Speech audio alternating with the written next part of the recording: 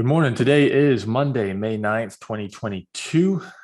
Hope you're doing well. Hope you had a good weekend. Hope you're hanging in there. Wanted to just start off by talking about the market. S&P 500 is not looking good this morning. It's down 2%. NASDAQ is down 2.3%. Bitcoin is down to 32,000. It's the lowest level since July 2021. It's down from $48,000 last month. So down 35% in a month. So clearly not a store of value there. And I think that we're starting to see, and we were talking a little bit about this before the show, Tom, is that we're starting to see, we're not starting to see, but we are continuing to see declines in a lot of assets that people bet on. They wanted to make it big, and there wasn't really much value in those things, whether it's Bitcoin, whether it's, you were talking about CryptoPunk. Just massive write-downs on a lot of these assets. Yeah, I think that, one thing that may have been overlooked, and we look at the market sentiment every week, we look at the bull bear indicator, and it's never really gotten particularly high, especially over the last 6 months or so. But, typically the sign that we're headed towards a big market sell-off was, irrational exuberance. And while that wasn't happening in the markets, I think it definitely was happening off the market, radar, and things like CryptoPunks, NFTs, like these crazy, the Bored Apes. And what you're seeing now is you're seeing massive write-downs. And I was telling Ben that I had seen a headline that I think it was the fourth highest sold CryptoPunk, which is just a 1980s 8-bit style cartoon NFT. They got really hot. It sold for like $1.4 million. And the owner of that sold it for like $130,000 last weekend. And so you're seeing, there was tons and tons of money sloshing around the economy. Not all of it was in the markets, but some of it certainly was. But a lot of it was flowing around to these things where you can't lose. You can mint an NFT and turn around and make, $5 million. Well, I think that ship has sailed, at least for the foreseeable future. And so I think that, that's a real indicator that there's not just, everyone thinks they can buy Dogecoin and make $1 million. Well, I think that ship has sailed as well. And I think that we're starting to see that around the periphery of the market, in addition to the fact that we're seeing real assets really start to crater a little bit. So it's just an interesting environment right now. We're seeing a lot of that stuff just kind of fade away. If you look at the Morgan Stanley did an interesting analysis. They did estimated profit and loss statement of all retail flows starting from January 2020. So assuming January 2020 as a starting point, the retail trader was up probably about 40% at the end of January 2021. So if you recall, a lot of that was GameStop related. The market overall was up about 20% at that time. So the retail traders felt really good about life when GameStop and AMC and all those stocks were going crazy. Today, they've lost all of that 40% gain. Retail traders back to zero. Market's still up about 30% from that time. So the market has, S&P 500 has beaten the retail trader significantly. But again, that's to your point, Tom. There's a lot of wealth that's been lost. A lot of that savings that people had has been eroded from malinvestment, number one. And then from number two, average real wages have begun to decline significantly. Real wages is your wage less inflation. So if your wage goes up at 5%, but inflation's 9%, that wage decline is negative 4%. So you can buy less stuff because the price of stuff has gone up. And we're beginning to see the impact of that. We're beginning to see a bit of an erosion in savings.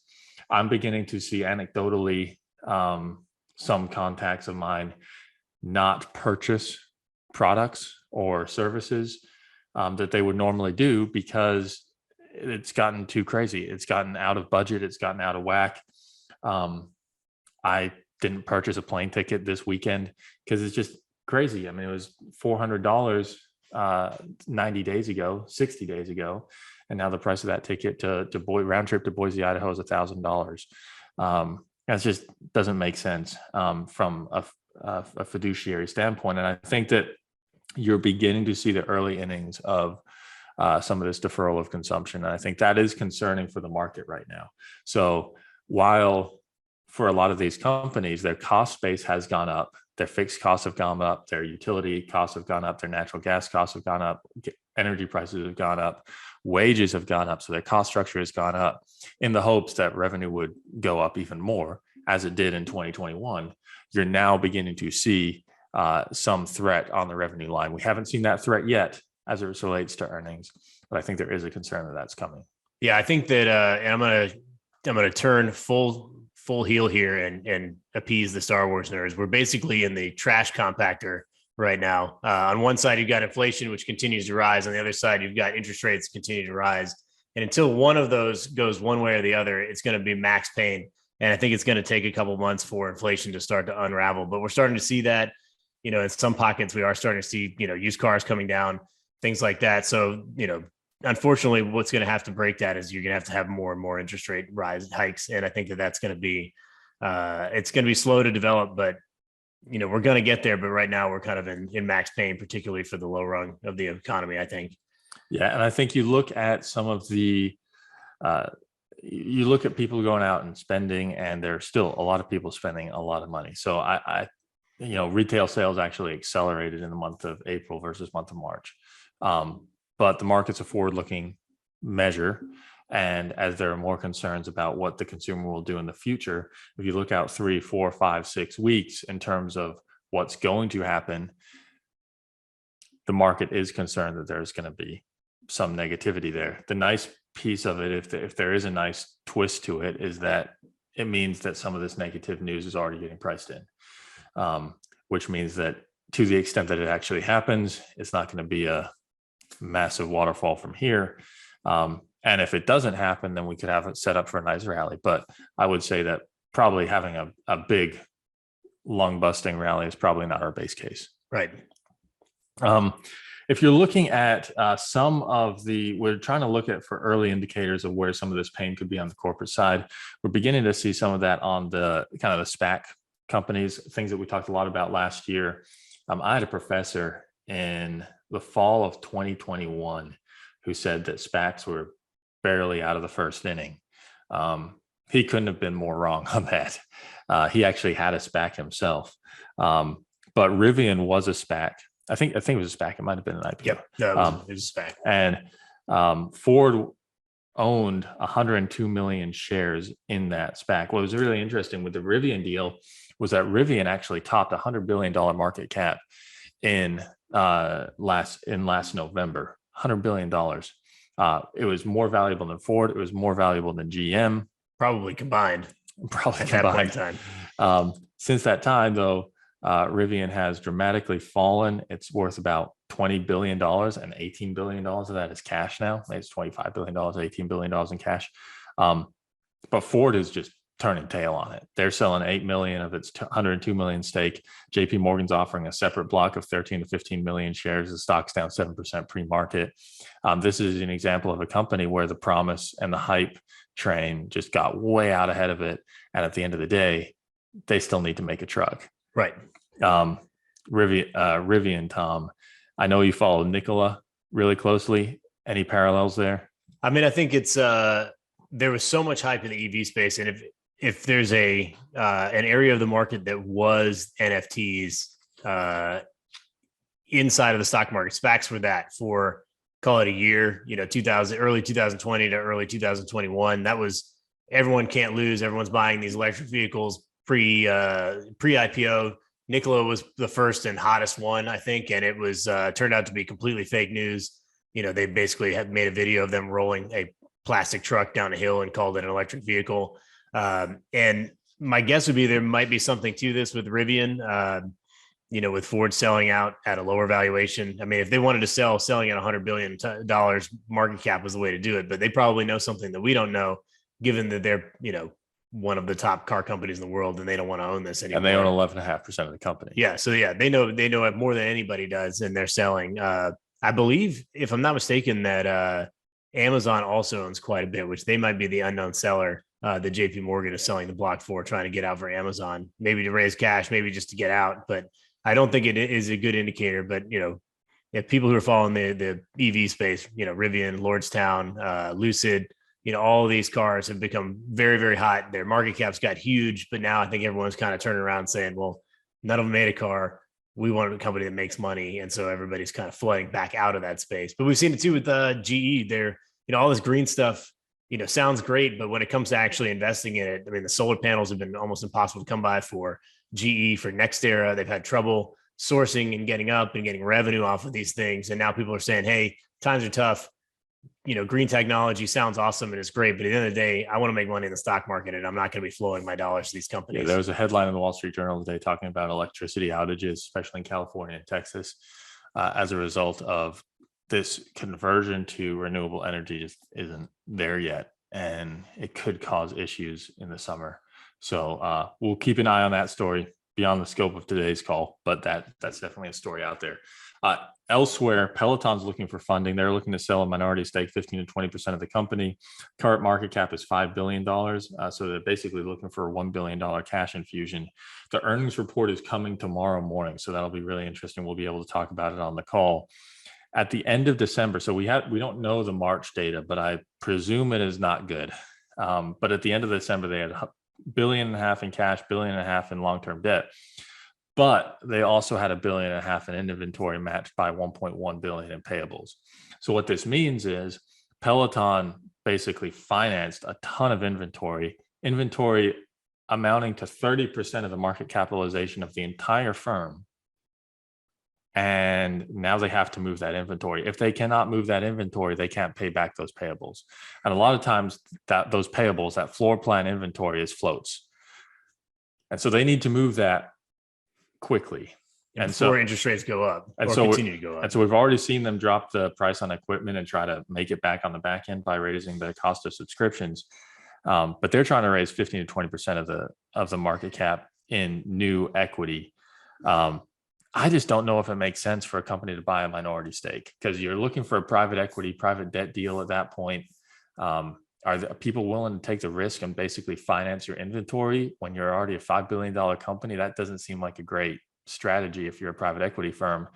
I think the more likely scenario is that you get investment from a strategic like an Alphabet, an Apple, Microsoft, Nike, Lululemon. Lululemon recently bought Mirror. So those could all be buyers, but I don't think they buy a minority stake. They would want to have full ownership.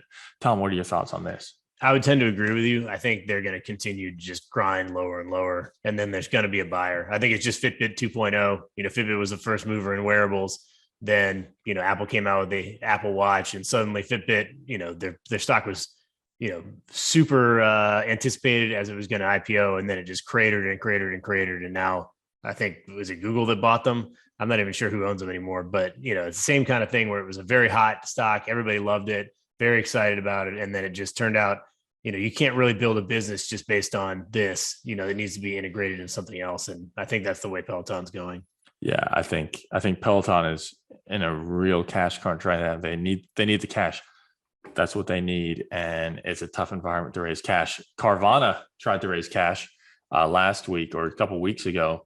Carvana is the used car e-tailer, I guess you could say, that wants to do things very new age in terms of used car sales. They have an $8 billion market cap. They have $7 billion of debt. What's interesting here is they just bought a used car auction business from Odessa. They also have $3.5 billion of inventory. So another company with 45% ish of their market cap is embedded in inventory of used vehicles, which I don't know about you, Tom, but I would not want to have 45% of my wealth tied up in used car prices right now. No, because they're falling rapidly. And I think that the big takeaway from all three of these stories, I think, is that in good times, in easy money environments, everybody's a good operator. Everybody's a genius. You talk to everybody, and when the markets are up and they're like, hey, man, did you get in GameStop? And then everybody turns around, looks at us and says, hey, how come we didn't buy GameStop in my portfolio? And the reason is because it's a terrible business. It's a dying business. It has no legs to stand on, but it's got a lot of people buying it. And if you look at all these as well, it's kind of the same story. Everybody looked awesome. Carvana, what a great idea. Well, when, it hits the fan, turns out they aren't very good operators. Peloton, they aren't very good operators. Rivian, it's not a real company yet. They don't even have a car. Why is it worth double what GM is worth? It's because people are dumb. Most people aren't looking to buy sustainable businesses that make money every year, that last 100 years through recessions and through downturns. They're looking to buy, they're like, oh, I can get rich quick, and you're not hanging out with me. You're not buying the cool stocks like I am. Well, those people are in tears right now. And I guarantee you they're underperforming, your portfolios and they're not talking about it. Where you're going to see this really hit is on the levered loan space. I think that this is what Carvana is, embedded in. Apollo, which is the large asset manager, they've been a longtime investor in Carvana. They were going to buy $600 million of their basically bailout offering. They upped it to $1.6 billion because they couldn't find buyers for anything else. They're getting 10 and a quarter note on it, which helps for now. And they'll make a nice return for now. But it just speaks to the death spiral for a lot of these companies, because now Carvana is going to have to pay 10 and a quarter, which is going to make its financing costs higher, which is going to make its business less profitable, which is going to really impair the future ability of the company to actually reach scale, which therefore impairs Apollo's investment. And I think that that's one space where we've seen a lot of money flow to, because a lot of these debt instruments float, but it could just be the death knell for a lot of these guys. Yeah. And it's like, eventually you're gonna have to pay that debt off, right? There's a timetable for that. If they can't improve the business by that time, they're going to have to issue new debt at higher rates, which is going to further impair the business. I mean, it's the Toys R Us, JCPenney, Radio Shack. I mean, you name a company that was a huge company that no longer exists. And all those companies benefited from a lower interest rate environment. They all dragged along the bottom for years. And then, when rates spiked after Trump was elected, Toys R Us went away. When rates spiked during COVID, JCPenney and what was the other one? Radio Shack before that. But all of those companies existed. They were zombie companies. They were able to issue debt for years and years and years and never pay it off and hoped for, better days. And then they all eventually went BK. And I think that's the way we're looking with Carvana, unless things improve. We do look at some securitized investments. For example, we do have own a note on an airline, not on an airplane, but it's backed by the airplane itself. So we could take possession of the airplane, but we can see it. We can see it actually traveling, and we feel reasonably good about air travel, and it sinks periodically on a 6-month basis. Yeah. So we're getting paid, and that continues to pay off. And the loan to value is not nearly as what Carvana is here, with its inventory to market cap ratio. Okay, moving on. Looking at the week ahead, tonight we have Microchip earnings. That's a big semiconductor company, bellwether in the industry. That'll be really interesting.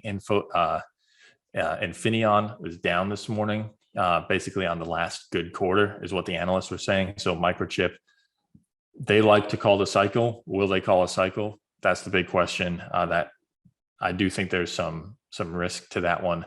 Tomorrow morning we have NFIB small business optimism. I think it might be an NFIB small business pessimism indicator this time. We also have Peloton earnings tomorrow morning, so we'll talk about all that on the call. Wednesday morning we have CPI, which we need a lower print. Yeah, fingers crossed. We need an undershoot on CPI, I think, in order to stop the bleeding this week. We also have a 10-year auction that day. We have a 30-year auction the next day, and then we have Disney earnings on the evening on Wednesday. But I really want to camp out on that CPI and auction data, Tom. We need a lower print on the CPI. We need a strong auctions during the day that could have some relief for the markets. That's what I would be looking to if I was wanting to get more bullish on the S&P 500 at this point. Yeah, I think that my thought would be that the 10-year auction is going to go pretty well. It's really sold off. We've seen some extraordinarily steepening just in the last 3 business days. I mean, we just a couple of weeks ago were completely flat on the yield curve, and now we've got a 48 basis point spread between the 2-year and the 10-year, which means the 2-year finally has sort of stopped out. We're not selling anymore on short bonds, but what is happening is we're seeing selling on long bonds, which is the move we wanted to see and the move that we've been strategically trying to avoid participating in, which is the long end selling off. But we're looking at, the highest point we've been on the 10-year all year. We're at 315 right now on the 10-year.